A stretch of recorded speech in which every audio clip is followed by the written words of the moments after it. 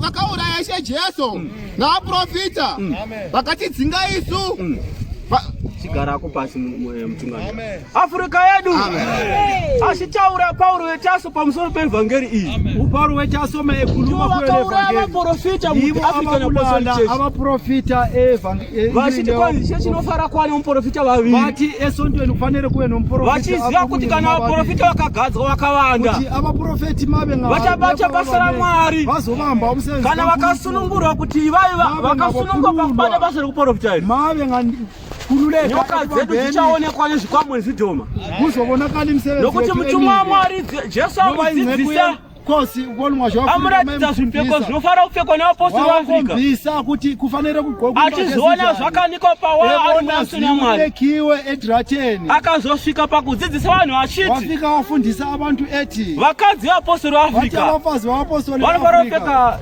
hembe dzinobvisa nyasi vafanele vagqoke impahla lezi ezikhiphe varume munopfeka hembe dzine mavara pamwe nevakadzi nina abantu madoda varume munokurudzirwa kuti mupfeke mabhachi nifanele nigqoke amabhachi ndosaka vainzi mumagwarani vaprofita vavangani vaviri ndosaka vaona pamanguva zvino ivo vachitungamirira vanga vasingadi kunzwa pamusoro pekuiswa kwavaprofita njengoba nibona ekaleni vivangafuni kuti kuve naprofita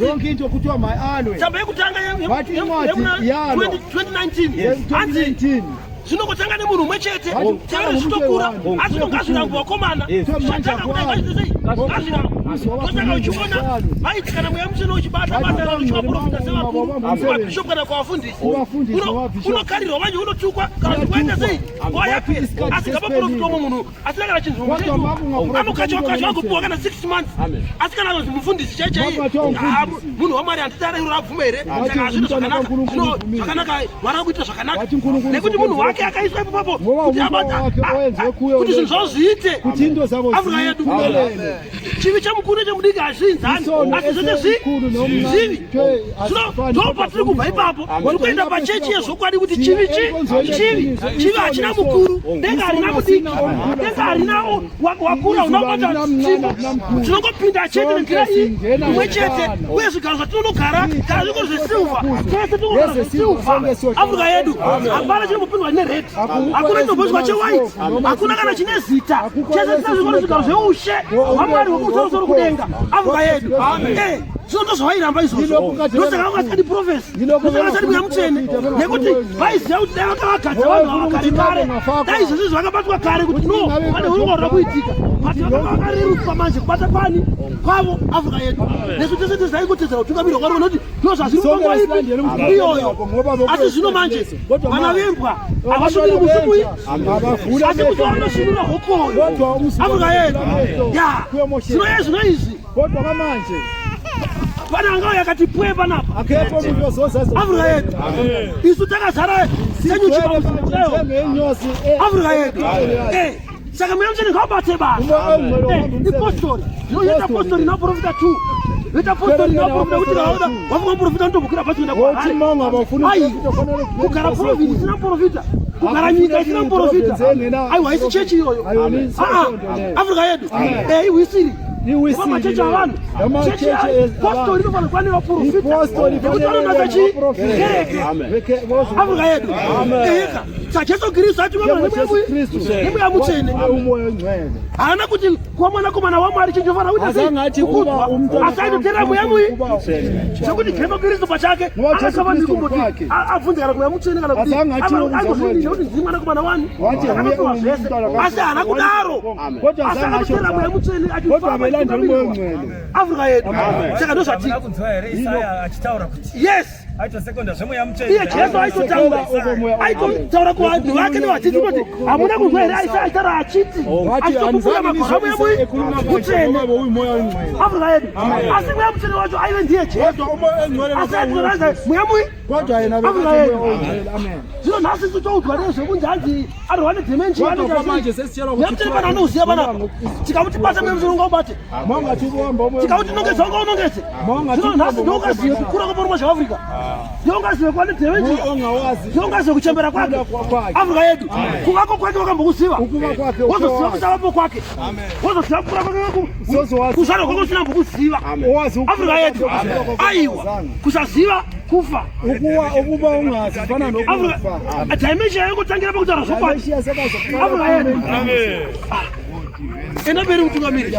Urukona chaizo. Urukuvura. Sinovane sese kuzagala. Kala. Ezo upenyu. Karuponiso. Izo zikutaurwa zinovura kuisa maoko pamusoro kutseulirwa. Afrika yetu. Nekuti zinokuvandusa zinokuisa paupenyu. Amen. Makare tichana matakare vachitungamira. Vanhu verudzuru. Takati sikaoni paplatform. Taona vanhu vavaitara zvemari. Zemasalvation avo. Afrika yetu. But this gospel tasikariwani. Vanhu ava vaitovigwa. Tunashabisi vanhu vari kana ndoparisa kudai so. Afrika yetu. Ya, zipo baba satina zokazi tewasa nani? Newe. Afrika yetu. Isu chete ndemo yaitwa aise kuronga. Nokukara kutonyora kunyora manoti ndopo zvakati. Sizotaiona, sizotainzwa. Aiwa. Afrika yetu. Kana prophecy noketa.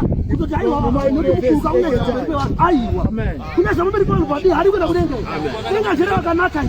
Isubira abantu Oparaka kuza muzuri pauri. Aiwa. Afrika yetu. Unaona kana zvaiti kama finishi zvaiti kama mchechu.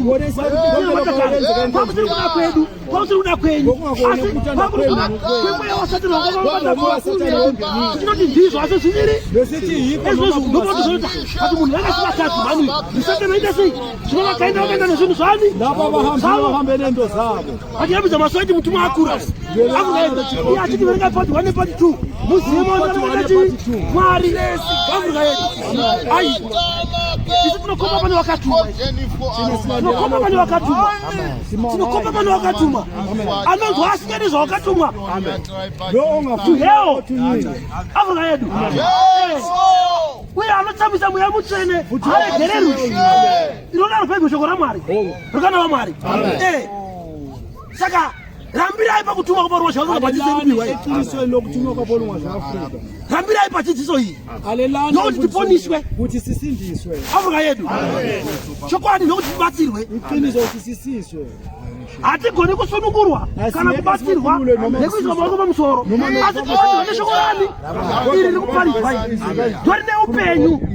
Kupfuura zvinhu zvose. Kuti aichoro. Amen.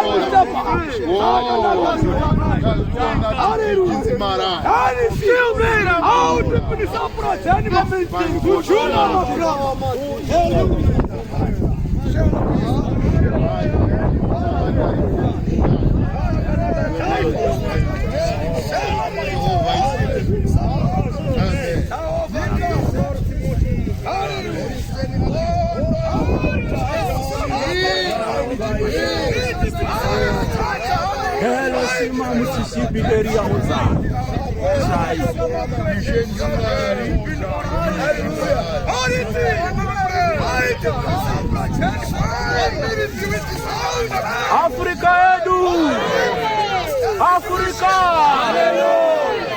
ya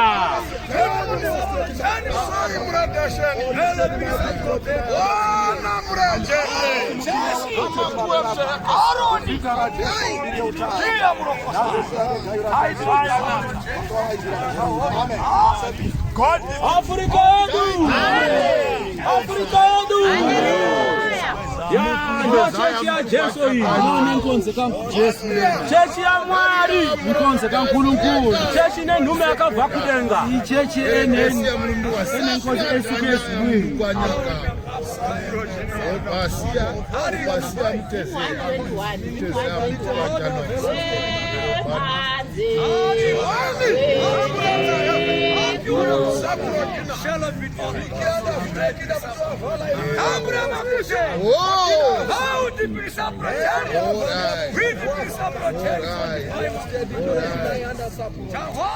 Afrika yetu, Afrika yetu. Ya chechi ya Mwari akatumikwa ndume na Jehova. Nkonze kaNkulunkulu. Chechi yakaburuka kudenga na Paulo manje wa Afrika. Nkonze esuke ezulwini ngo. Nendeke Nkosi. Shoko la Jesu likataura ilo likati. Leka Jesu lakhuluma lathi.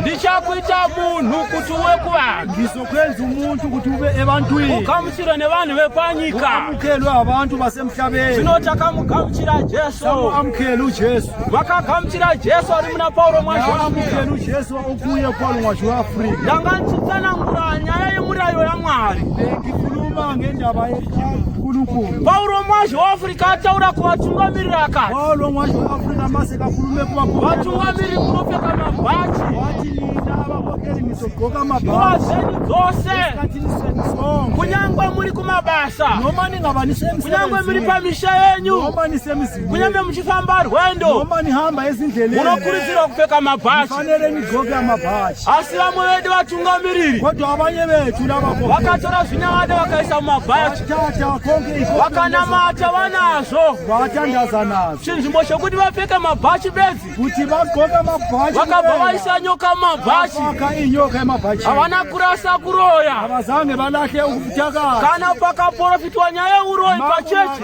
Profitwa ukutakata. unonzwa konzi muroti uyo akubvisa mutungamiri kuvanhu vake Wathi lo.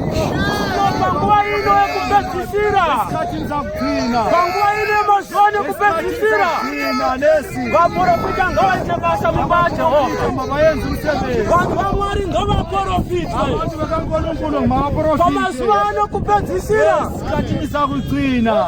imi mapiwa basa vaprofita Mina imi ninikeziwe umsebenzi. basa ngarivatwe mimba yaJehovha vanhu vaMwari vasunungurwe Abantu benkosi babo. nokuti vanhu vana madhimoni havaikurenga vanhu vanoroya vaone ushe hwaMwari vanhu varume vane zvitsinga vaone ushe hwaMwari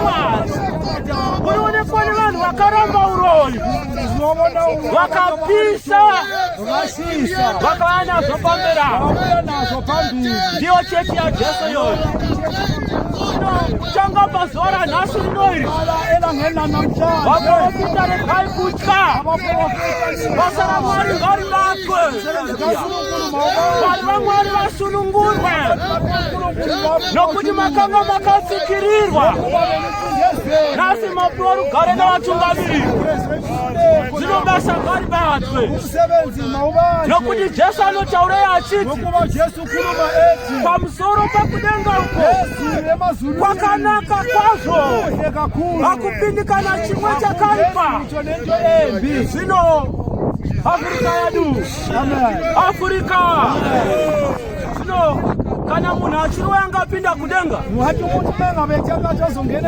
murume angapinda ane mbobo pachechi achibomba vakadzi vevanhu pachechi achitsigirwa navanhu vanoroya kuti haana mbobobo. Zvino vhangeri yavepo pamazuva ano iyi yakatanga pamusi wa20 February 2020 Pauro ati mukuru wenyu kana muri pachechi ni Alfred kushamisa.